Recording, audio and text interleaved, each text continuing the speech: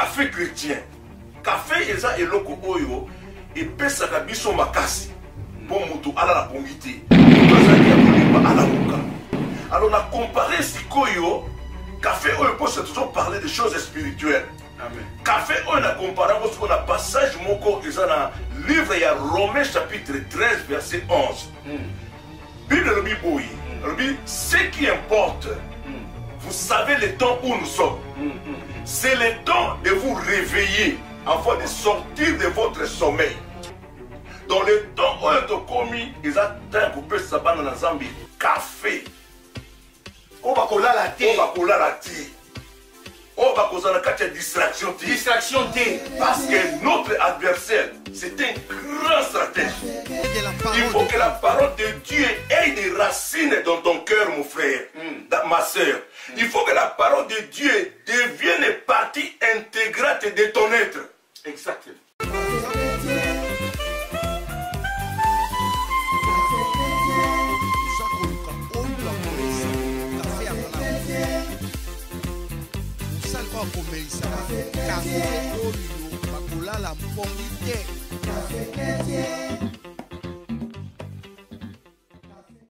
Émission Pesamina Ndekona Bino Papi Molongi. Émission na yo, émission na ngai, émission na biso.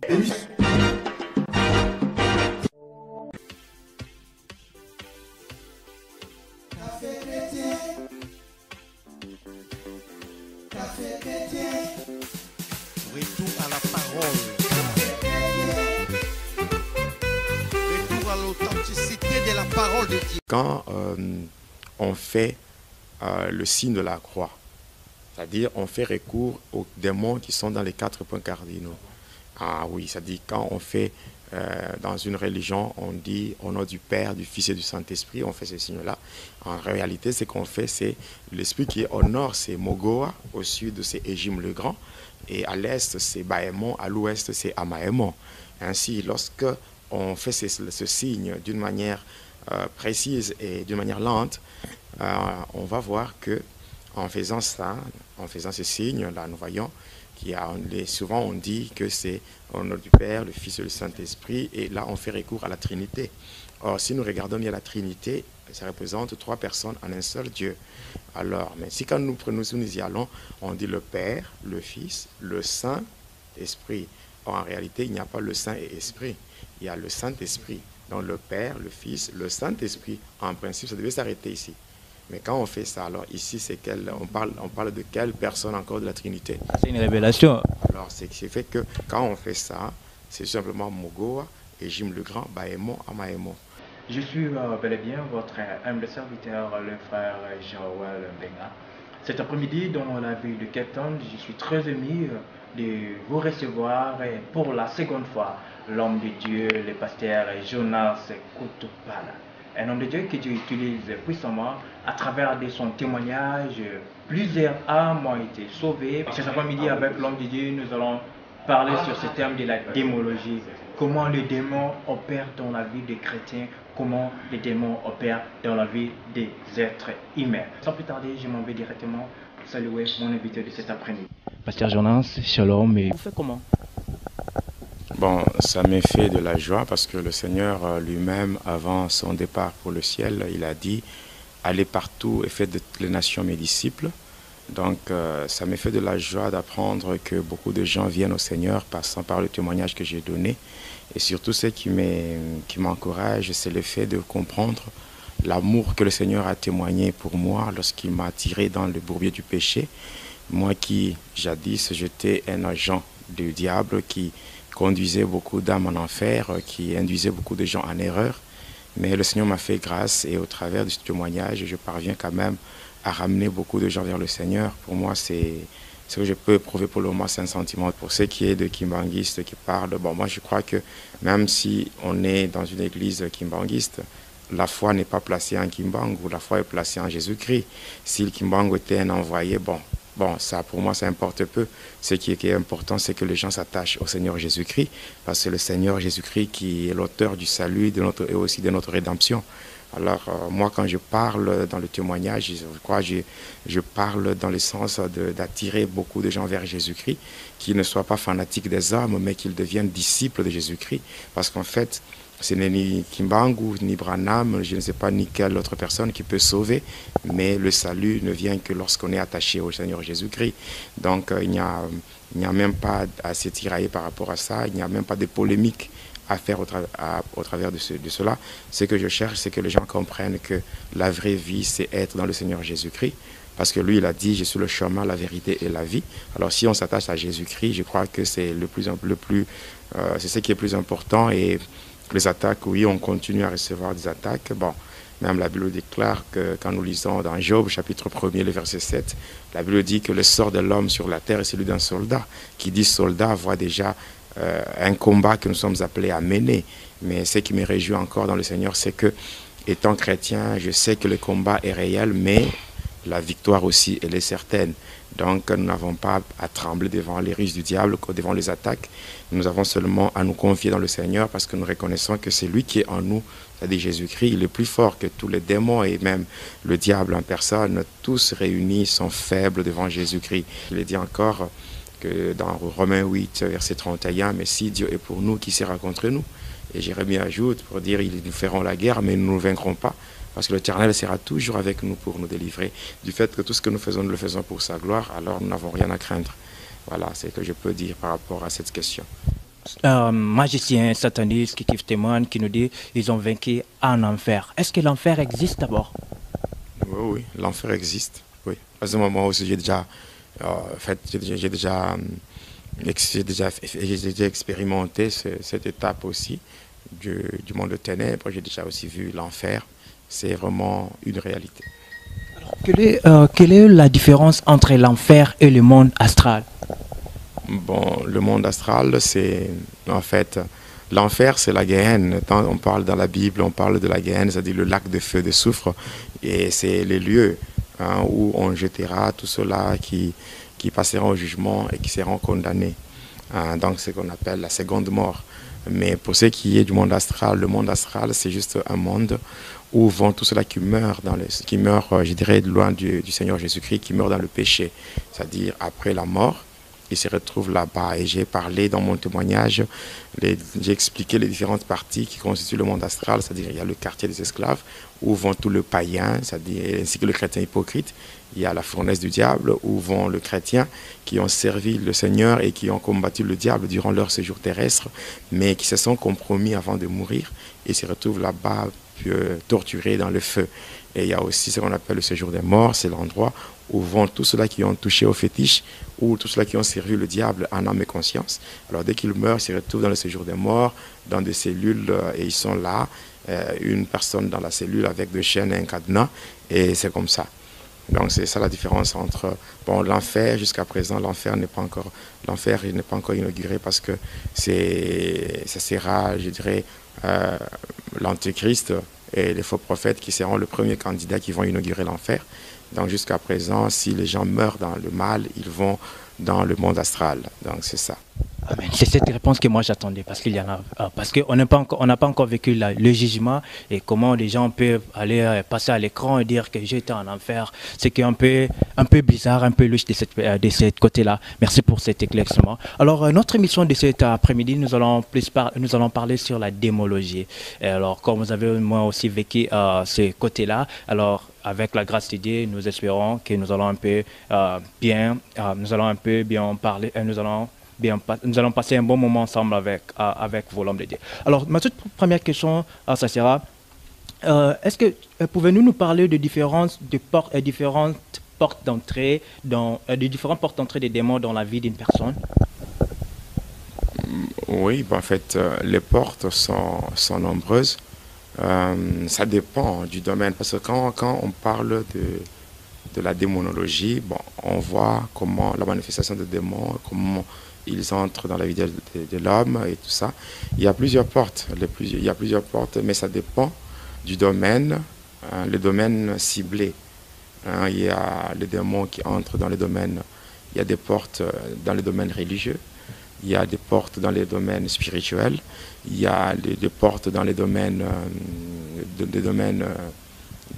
dirais, de la subconscience, de l'inconscience. Il y a, donc, je dirais, il y a plusieurs domaines, les domaines verbal, les domaines sexuels. Il y a aussi, il y a tellement plusieurs domaines, mais s'il faut parler de portes, il faut d'abord commencer par cibler de quel domaine il s'agit. Et c'est de cette façon-là qu'on peut, il y a même le domaine physique, le domaine mental, les démons peuvent s'infiltrer parce qu'eux aussi, ils savent comment fonctionne l'homme. Et par là, ils s'arrangent pour s'infiltrer dans la vie de l'homme. Il y a aussi, par exemple, dans le domaine spirituel, nous avons par exemple les noms. Les noms peuvent aussi être des portes que les démons peuvent exploiter pour faire leur entrée dans la vie d'une personne. Il y a le problème de sang, il y a le problème de famille. Toutes ces choses-là peuvent constituer en fait des portes que les démons peuvent exploiter pour faire leur entrée dans la vie d'une personne et la torturer, la tourmenter, afin que la vie de la personne devienne comme un calvaire vécu sur la terre. Merci l'homme de Dieu. Pasteur Jonas, alors quel est l'impact des démons dans la vie d'une personne qui écoute la musique profane? Bon, en fait, la personne qui suit la musique profane, dite communément musique mondaine, c'est ce que les démons vont pousser la personne à devenir un agent qui fait l'adoration du diable, c'est-à-dire un adorateur du diable. Donc, parce que il est dit qu'en toutes circonstances, nous devons rendre gloire à Dieu. Donc, dans tout ce que nous faisons, il faut que tout ce que nous faisons sur terre devienne le reflet de la gloire de Dieu.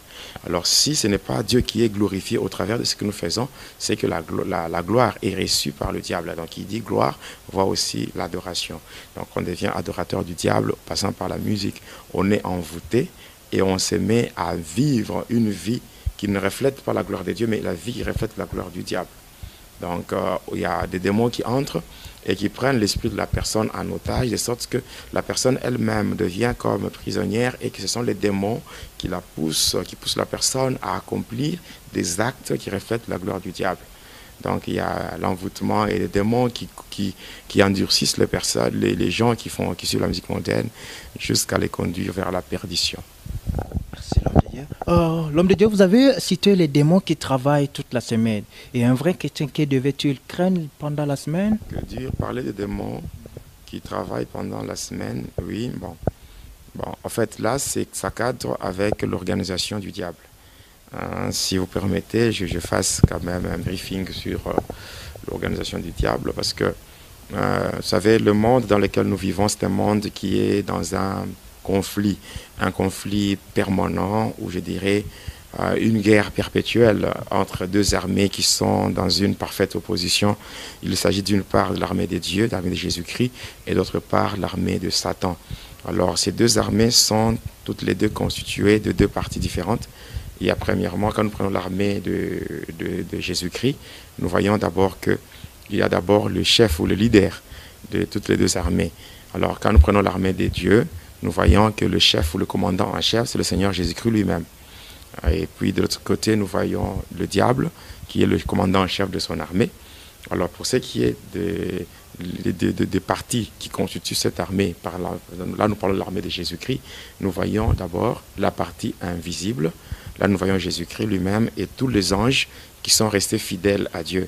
Et de l'autre côté, pour ce qui est de la partie visible, nous voyons l'Église, mais pas n'importe quelle Église, mais l'Église qui reconnaît et qui accepte la manifestation du Saint-Esprit et qui a comme base la parole de Dieu. Si nous prenons l'armée de Satan, nous voyons le diable lui-même en tant que commandant en chef. Après, il y a la partie invisible. Dans la partie invisible, là, nous voyons qu'il y a premièrement le diable lui-même et les anges qui ont été précipités avec lui, c'est-à-dire les anges déchus. Et il y a aussi les démons. Après, pour ce qui est de la partie visible, nous voyons tous les satanistes, c'est-à-dire tous les êtres humains qui servent le diable. Là, nous voyons, il y a les occultistes, les satanistes, les sorciers, les féticheurs. Donc tous ces gens-là, ensemble, ils constituent la partie visible de l'armée de Satan. Alors si nous pouvons parler de l'armée de Satan elle-même, nous pouvons aller voir que le diable a une organisation vraiment bien structurée. Donc on parle là, on voit la hiérarchie. Donc nous voyons que cette armée-là est divisée en... Donc il y a des degrés, c'est-à-dire il y a au moins 8 degrés par rapport à la hiérarchie. C'est-à-dire que nous voyons premièrement ce qu'on appelle, à la première position, il y a lui-même Lucifer Satan, qui est le diable. Donc qui était en fait, avant d'être diable, il était un ange au service de Dieu.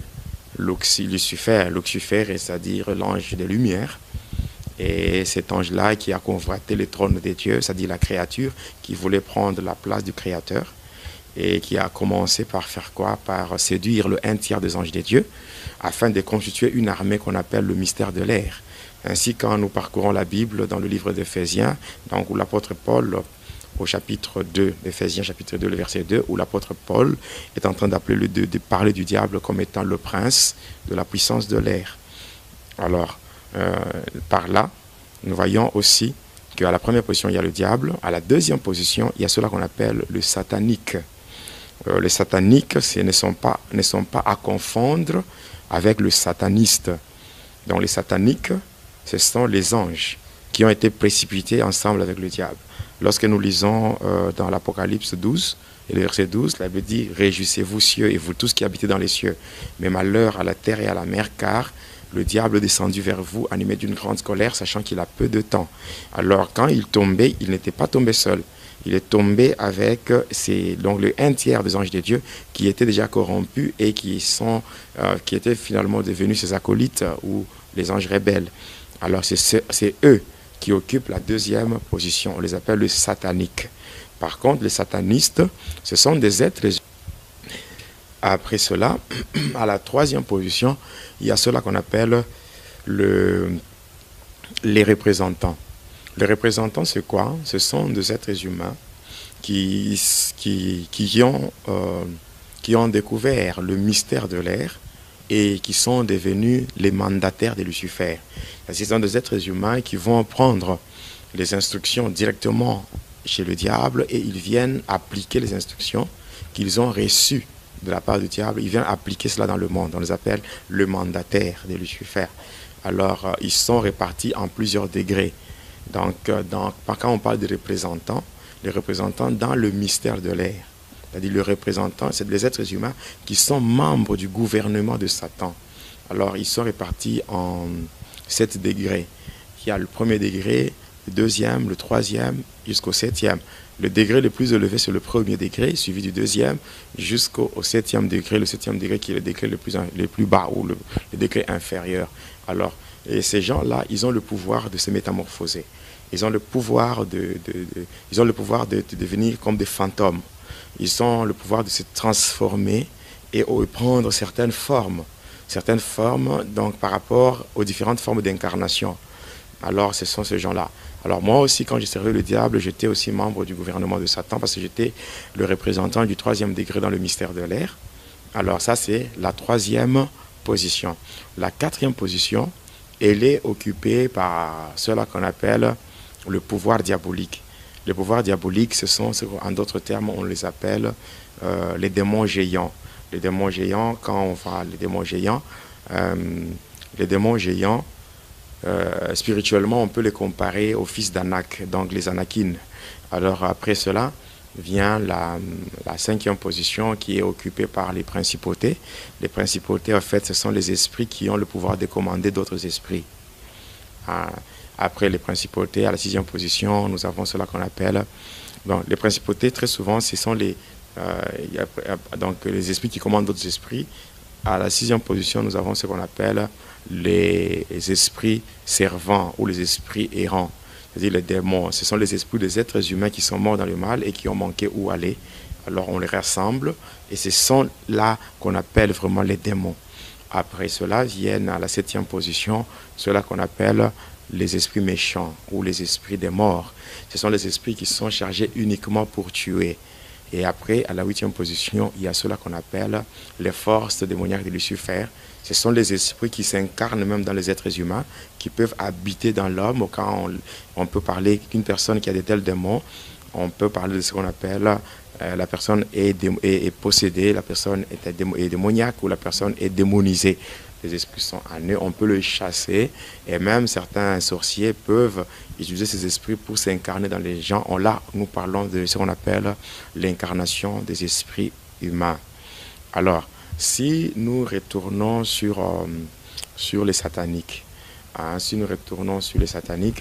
nous voyons très bien que pour ces sataniques-là, ils sont vraiment très nombreux. Alors, sur ces esprits, ces anges-là rebelles, le diable avait pris au moins un groupe de anges, un nombre précis, un nombre de 144 000. Et, et c'est avec ces 144 000, il a formé ce qu'on appelle, il a formé son gouvernement. Alors, à partir de là, comme quand nous lisons dans la Bible, nous voyons dans Galates 5, 22, nous voyons les 9 formes de l'esprit de Dieu, les 9 formes de l'esprit de Dieu. Et le diable aussi voulait créer le 9 fruits de l'esprit diabolique. Voilà pourquoi il a fait la sommation de chiffres qui constituent le nombre de ses anges, c'est-à-dire quand nous prenons 144 000, quand nous faisons la sommation de chiffres, nous voyons 1 plus 4 plus 4 plus 0, 0, 0, ça nous donne 9. Et ce qui fait que ça donne le 9 fruits de l'esprit diabolique. Et après cela, qu'est-ce que le diable a fait? Il a encore pris sur les 144 000, il en a pris 72. Et les 72 là, on les appelle les 72 dieux. Et il les a répartis en 9 catégories, ou le 9 fruits de l'esprit diabolique. Et dans certaines églises, dont je préfère taire le nom, on les appelle les 9 cœurs des anges. Alors, il y a ce qu'on appelle les 9 catégories. La première catégorie, c'est ce qu'on appelle les séraphins. Deuxième catégorie, les chérubins. Troisième catégorie, il y a les vertus. Quatrième catégorie, il y a les trônes. Après, suivi par les puissances. Après, les dominations. Après, viennent les principautés. Après, les principautés viennent les archanges. Après, les archanges viennent les anges. Là, ça fait 9. Alors, qu'est-ce qu'il a fait encore, le diable? Alors, toujours parmi ces anges déchus, il a voulu maintenant répartir. C'est-à-dire les répartir selon les différentes fonctions. C'est ainsi qu'il a formé d'abord ce qu'on appelle la triade diabolique. Et dans la triade diabolique, il a pris 3 de ces anges. Le premier ange, il est chargé de ce qu'on appelle de précipiter la mort et conduire les âmes dans le monde astral. Et celui-là, on l'appelle Nickel. Nickel, on l'appelle encore Nickel ou Apollyon. Il y a le deuxième, c'est celui qui est chargé de la destruction, donc le mystère de la destruction, détruit la capacité divine placée dans l'homme. On l'appelle Calibos. Donc on l'appelle Calibos. Et après, il y a le troisième qui prend l'apparence féminine. C'est la reine du ciel. La reine du ciel, qui travaille avec le diable pour le progrès rapide de la technologie et de l'information, de l'informatique, pardon. Alors avec ça, nous voyons aujourd'hui quand on voyait le progrès rapide de la technologie, de l'informatique, c'est avec ça. Et c'est avec ça que le diable parvient à contrôler beaucoup de gens au travers de l'Internet. L'Internet avec la marque de la bête de 666. Il y a aussi le problème de téléphone. Donc à partir de ça, le diable fait cela. Et en observant bien ce qui s'est fait chez le diable, sincèrement, quand j'ai servi le diable, et même maintenant que je sers le Seigneur, je reconnais sincèrement que le diable est puissant. Et ça, c'est vrai parce qu'il est bien organisé, il est vraiment puissant. Mais ce qui fait ma joie, c'est que malgré que le diable est puissant, mais le Seigneur Jésus-Christ, il est le tout-puissant. Et puis, maintenant, l'armée du diable ou le pouvoir du diable, le diable l'a réparti en 3 parties. À diviser cela en 3 parties, il y a premièrement ce qu'on appelle la divinité de Satan, qui est suivie par la royauté de Satan, et enfin le ministère de Lucifer et des démons. Quand nous voyons la divinité de Satan, c'est-à-dire que le diable, il s'est fait passer comme étant Dieu. Donc, devant tous les anges qui sont tombés avec lui, le diable, il s'est fait passer comme étant Dieu. et ces anges-là lui rendent l'adoration. Et de l'autre côté, il y a la deuxième des choses, c'est ce qu'on appelle la royauté de Lucifer. Alors, de la même manière, le Seigneur Jésus-Christ, il est notre roi. Le diable veut aussi imposer sa royauté sur cette terre. Et par rapport à cela, le diable a déjà placé dans les quatre coins du monde des démons qui ont pour but de renforcer le pouvoir du mal dans le monde afin que les gens commencent à rendre gloire au diable. C'est ainsi que quand nous lisons le psaume 75 à partir du 6e verset jusqu'au 7e, il est dit ceci: ce n'est ni de l'Orient, ni de l'Occident, ni du désert que vient l'élévation, mais l'élévation est de l'Éternel. En d'autres termes, nous pouvons dire l'élévation ne vient ni de l'Orient, ni de l'Occident, mais l'élévation est de l'Éternel. Pourquoi est-ce que le Seigneur, pourquoi notre Dieu a pu révéler cela aux psalmistes? C'est justement parce que, à l'Orient, le diable a déjà placé un démon qu'on appelle Baémon, à l'Occident, un démon qu'on appelle Amaémon. Alors, si nous prenons les 4 points cardinaux, nous avons le nord, le sud, l'est et l'ouest. Et à partir de là, nous voyons très bien que quand nous prenons les 4 points cardinaux, nord, sud, est et ouest, si nous parlons en d'autres termes ou dans un autre français, nous voyons que le nord, on appelle ça le septentrion, le sud c'est le midi, l'est c'est l'Occident et l'ouest, dans l'est c'est l'Orient et l'ouest c'est l'Occident. Ainsi, quand on fait le signe de la croix, c'est-à-dire on fait recours aux démons qui sont dans les 4 points cardinaux. Ah oui, c'est-à-dire quand on fait dans une religion, on dit au nom du Père, du Fils et du Saint-Esprit, on fait ce signe-là. En réalité, ce qu'on fait, c'est l'esprit qui est au nord, c'est Mogoa, au sud, c'est Égime le Grand, et à l'est, c'est Baémon, à l'ouest, c'est Amaémon. Ainsi, lorsque on fait ce signe d'une manière précise et d'une manière lente, on va voir que en faisant ça, en faisant ce signe-là, nous voyons souvent on dit que c'est au nom du Père, le Fils et le Saint-Esprit, et là on fait recours à la Trinité. Or, si nous regardons bien la Trinité, ça représente 3 personnes en un seul Dieu. Alors, mais si quand nous y allons, on dit le Père, le Fils, le Saint-Esprit. Or, en réalité, il n'y a pas le Saint et Esprit, il y a le Saint-Esprit. Donc le Père, le Fils, le Saint-Esprit, en principe, ça devait s'arrêter ici. Mais quand on fait ça, alors ici, on parle de quelle personne encore de la Trinité? C'est une révélation. Alors, c'est fait que quand on fait ça, c'est simplement Mogoa, Égime le Grand, Baémon, Amaémon.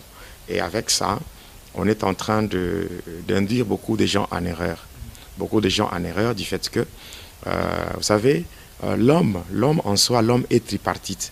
C'est-à-dire que l'homme est constitué du corps, qui est cette enveloppe charnelle, suivi de l'esprit, qui est la force qui fait mouvoir le corps. Et ensuite, il y a ce qu'on appelle l'âme. L'âme, c'est le domaine de la volonté et de la décision. Alors, qu'est-ce qui se fait? Lorsque l'homme fait ce signe-ci, ce sont les 4 démons-là qui sont invoqués et qui pénètrent dans la personne. Ce n'est pas seulement au travers de ce signe-ci, c'est aussi par rapport au signe qu'on appelle, le signe qu'on arrive à graver sur le visage des gens le jour de mercredi des cendres. En soi, qu'est-ce qui se fait? Beaucoup de gens croient que lorsqu'il y a cette messe de mercredi de cendres, on parle de ce jour-là, on parle de la pénitence et toutes ces choses, on dit que non, les acolytes doivent aller chercher le rameau de l'arrière-saison. Ils doivent venir, ils brûlent, et dès qu'il y a la cendre, ça sera mélangé avec un peu d'huile d'olive, et c'est ce qu'on va graver sur le visage des gens. Mais en réalité, ce n'est pas ça. En réalité, c'est quoi? Quand la messe se fait, les acolytes s'amènent avec un vase qui contient la cendre provenant de la calcination des rameaux, mélangée avec un peu d'huile d'olive. C'est ça, quand ils amènent, le prêtre va faire un signe. Il va faire un signe de la croix. Question de bénir la cendre. Il va faire recours à ces 4 esprits. Alors il va faire ces signes, il va faire ça. Alors quand il fait ça, c'est encore Mogoa, Égime le Grand, Baémon, Amaémon, ce qui fait qu'il y a un voile d'aveuglement. Du côté de la sacristie, c'est-à-dire l'endroit où le prêtre s'habille et tout, il y a une pierre blanche qui va s'ouvrir, qu'on appelle le pétras. Et passant par cette pierre, il y a maintenant communication avec le monde des cimetières. Cela veut dire quoi? Quand on parle de la communication avec le monde des cimetières, c'est que dans le monde des cimetières, on prend les ossements humains. De qui ce côté-là? J'ai été, parce que moi, quand j'étais sataniste, je suis passé dans la magie catholique, qu'on appelle la magie sainte. Mon père spirituel, qui m'avait initié cette magie, on obtient une cendre et on mélange avec un peu d'huile d'olive. Lorsque le prêtre fait ça, les démons entrent aussi les démons, ils entrent aussi dans le temple, là-bas, et ils changent. Ils prennent les rameaux, ils prennent la cendre provenant des rameaux que les acolytes sont apportés, et à la place, ils laissent la cendre qui provient de la calcination des ossements humains. Et là, les gens se mettent en file, et le prêtre doit passer, il tient debout, les gens passent, et lui doit graver sur leur visage le signe de la croix, et qui contient toujours les 4 points qu'on appelle encore le point, donc la croix kabbalistique, où je dirais, en d'autres termes, les 4 points sont là. Et en gravant cela, il dit, tu es poussière, tu retourneras à la poussière. Mais quand il dit ça, c'est ce que les êtres humains entendent. Mais en réalité, ce qu'il déclare, il dit, tu es mort dans notre magie et tu deviens esclave de la mort. C'est comme ça. C'est ainsi que beaucoup de gens se retrouvent avec cela. Ils se retrouvent que leur étoile se retrouve étouffée par cette marque qu'on met sur leur visage.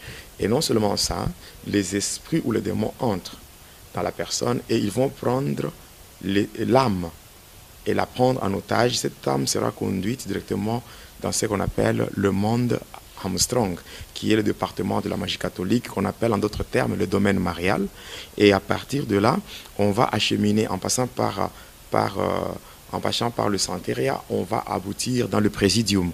Le Présidium n'est autre que la prison de Marie Marguerite, où les âmes se retrouvent emprisonnées. Et une fois que les âmes se retrouvent emprisonnées, et comme l'âme, c'est le domaine de la volonté, la décision, c'est ainsi que c'est difficile pour un chrétien catholique de pouvoir quitter le catholicisme, même si on lui prêche la vérité. Il ne saura pas se décider parce que son âme, où se trouve sa volonté, sa décision, se retrouve emprisonnée. Alors, c'est un peu ça. Alors, une fois que ça se retrouve emprisonné, la personne ne sait pas décider, ne sait pas prendre la décision. Bon, là, c'est par rapport à ces esprits-là. C'est-à-dire, je venais de dire clairement que, ce sont les 4 esprits qui assurent la royauté de Lucifer. C'est-à-dire, tous ces gens-là se retrouvent esclaves du diable. Lui, il devient leur roi et commence à régner sur eux. Or, en réalité, nous qui sommes l'enfant de Dieu, il n'y a qu'une seule personne qui est digne, d'occuper le trône de nos cœurs, c'est Jésus-Christ, parce qu'il est notre roi. Alors là, ce sont ces esprits qui agissent de la sorte. Après la royauté de Lucifer, vient ce qu'on appelle le ministère. Le ministère de Lucifer des démons, c'est-à-dire, là, nous parlons de ce qu'on appelle les 6 ministres de Lucifer, qui travaillent dans la maison blanche de Lucifer. Là, ce sont des anges, des démons, des anges puissants qui ont à leur service des démons. Alors avec ça, nous voyons maintenant, ils sont au nombre de 6. Et ils travaillent du lundi jusqu'au dimanche. Alors si nous prenons oui, voilà. De lundi à dimanche, c'est 7 jours. Et eux, ils sont au nombre de 6. Alors, le 7e jour, c'est Lucifer lui-même qui travaille comme ministre. C'est ainsi qu'ils ont comme mission de renforcer l'honneur, la gloire et la puissance de Lucifer dans le monde. Ainsi, quand nous voyons le lundi, celui qui travaille, c'est Lucifer lui-même. Il travaille de 23h à minuit et puis de 3h à 4h du matin. Là, ce sont les heures de pointe. Donc, d'abord, eux tous, ils travaillent 24 heures sur 24, mais les heures que je suis en train de citer, ce sont les heures de pointe où ils prennent des décisions pour commencer leurs opérations. Alors, il y a le lundi, c'est Lucifer. Il travaille de 23h à minuit et puis de 3h à 4h du matin. Et avec comme mission, donc, c'est la destruction dans tous les domaines. C'est ainsi quand nous voyons dans Jean 10, le Seigneur Jésus parle de Lucifer, du diable, il dit, mais le voleur ne vient que pour dérober, égorger et détruire. Voilà pourquoi le lundi, c'est vraiment un jour où on sent qu'il y a une lourdeur. Et il y a des gens qui parlent de la lendiose, mais en réalité, ce n'est pas la lendiose, c'est le jour où le diable lui-même en personne travaille. Il y a le mardi, celui qui travaille le mardi, c'est Nabrot. Nabrot, il travaille de 9h à 10h. et de 21h à 22h. Sa mission, c'est quoi? C'est répandre la gloire de Lucifer, c'est-à-dire pousser les gens à poser des actes qui reflètent la gloire de Lucifer. Et après cela, le mercredi, il y a le démon de l'orgueil. Lui, c'est Astaroth. Il travaille de 21h à 22h. Lui, sa mission, c'est quoi? Répandre l'orgueil dans le monde ainsi que les considérations personnelles. L'orgueil ainsi que les considérations personnelles. Il pousse les gens à avoir le gros dos, les gens qui aiment toujours se mettre en évidence. Quand ils arrivent quelque part, il faut que tout le monde comprenne qu'ils sont là. Donc, vous voyez, la Bible nous dit clairement, lorsque nous lisons par exemple, Jacques chapitre 4, nous lisons, et la Bible dit clairement que Dieu résiste aux orgueilleux, mais il fait grâce aux humbles. Au verset 6, au verset 6, Dieu résiste aux orgueilleux, mais il fait grâce aux humbles. Et quand nous sommes au verset 10, la Bible dit « Humiliez-vous devant le Seigneur et il vous élèvera ». C'est ce que la Bible nous dit dans Jacques. Mais aujourd'hui, nous voyons, aujourd'hui, l'orgueil est allé même chez les hommes de Dieu, qui aiment faire le gros dos, qui aiment se glorifier. Je suis l'homme de ceci, l'homme de cela. Ils disent beaucoup de choses pour une vaine gloire. Ils disent toutes ces choses pour une vaine gloire. Mais cependant, aujourd'hui, nous reconnaissons tous que Jésus-Christ, est le Tout-Puissant.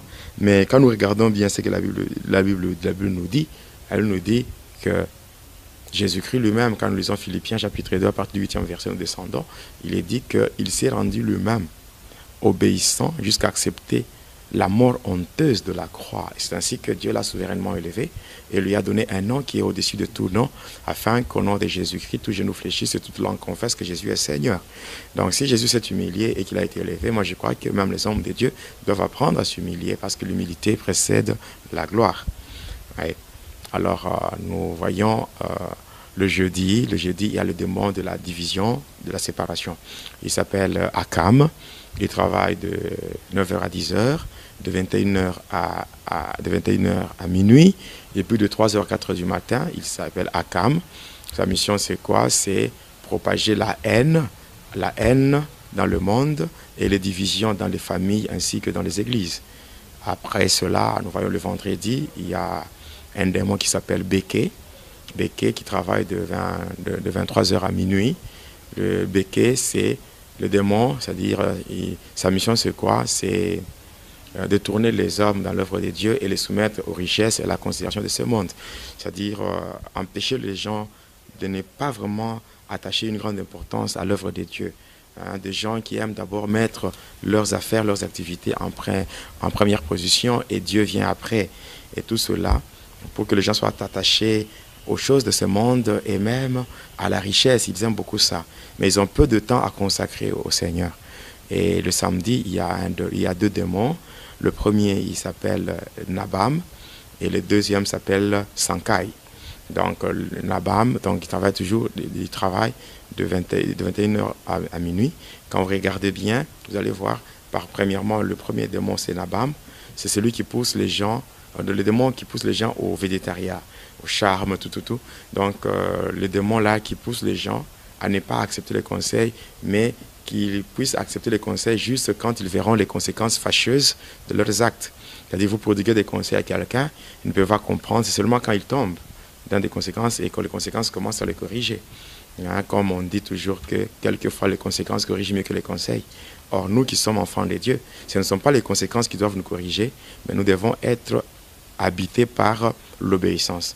Comme la Bible nous dit dans 1 Samuel 15, 22, la Bible dit que l'obéissance vaut mieux que le sacrifice.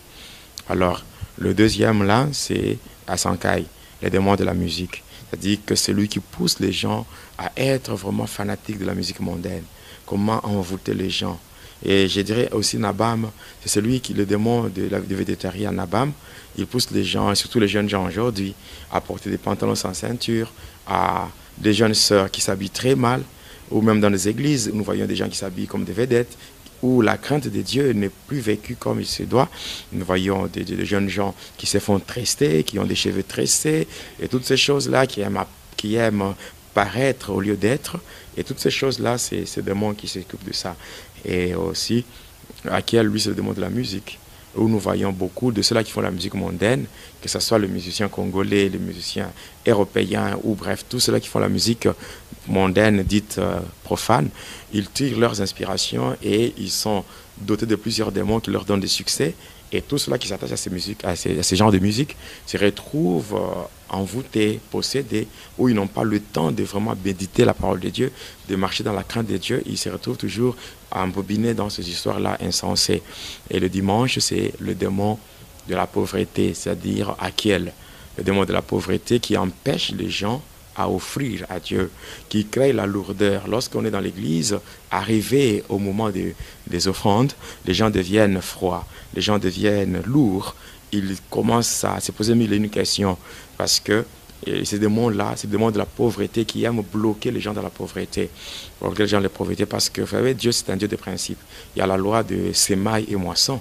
Donc lorsqu'on sème, on doit moissonner. Avec Dieu, il faut savoir donner ce qu'on a pour avoir ce qu'on n'a pas. Donc, par rapport aux offrandes, il y a beaucoup de gens qui n'aiment pas offrir à Dieu. Donc, il y a beaucoup de gens qui sont frappés de malédictions. Quand nous lisons Malachie, chapitre 3, versets 7 à 11, où Dieu parle de comment les gens n'offrent pas, les gens ne donnent pas leurs dîmes, les gens ne donnent pas leurs offrandes. Voilà pourquoi ils sont frappés de malédictions. Et Dieu demande à ce qu'on le mette à l'épreuve, passant par le dîme, si lui, Dieu, sera indifférent. Mais il dit, j'ouvrirai les écluses des cieux et vous verrez comment ma bénédiction tombera sur vous. Donc, c'est un peu ça. Là, ce sont les démons qui travaillent de lundi jusqu'à dimanche.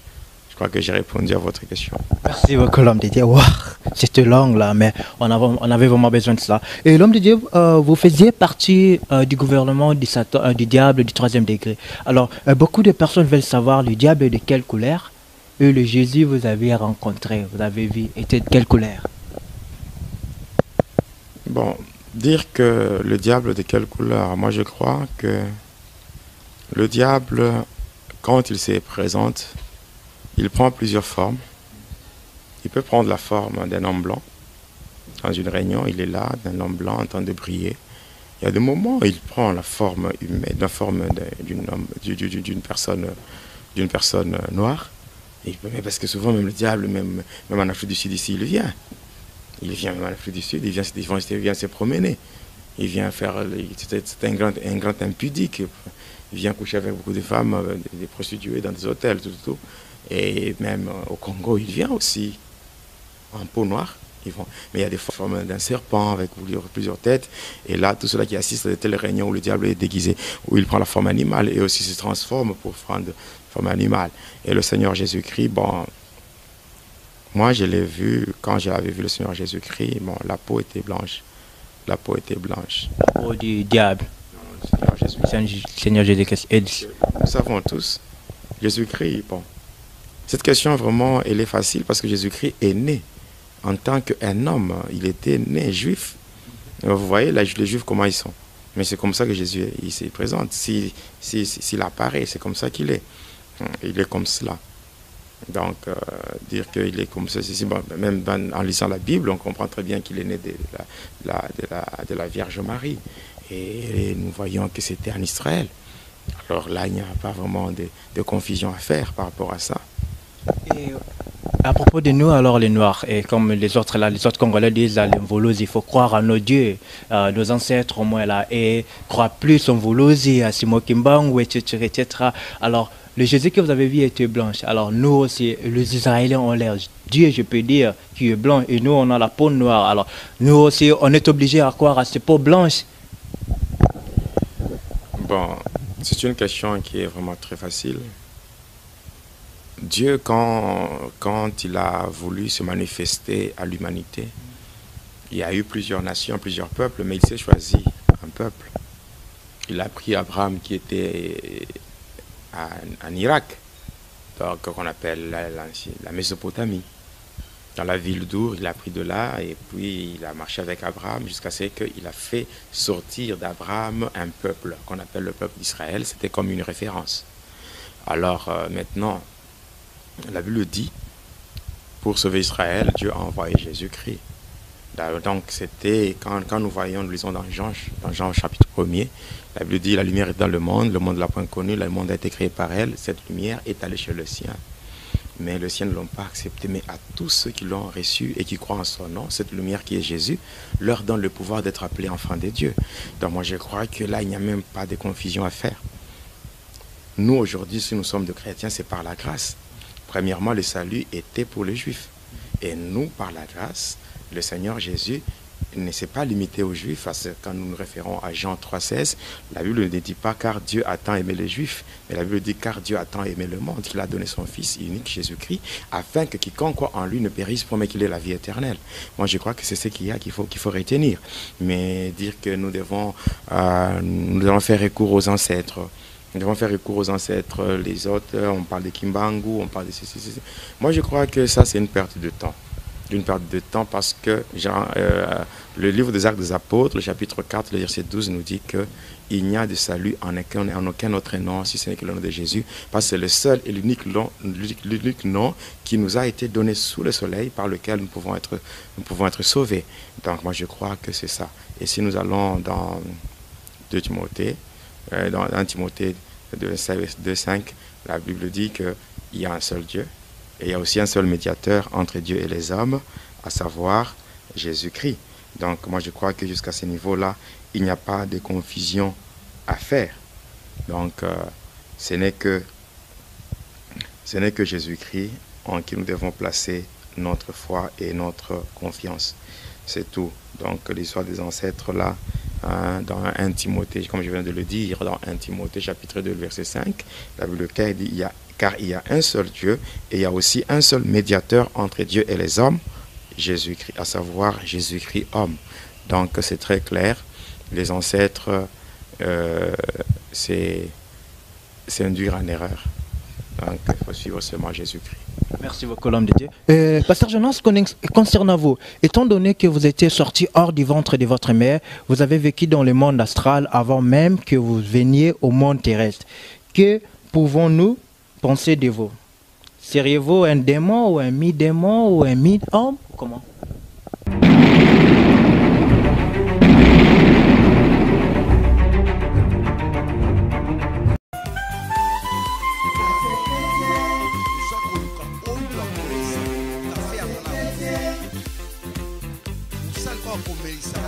Café oyo bakolala mpongi te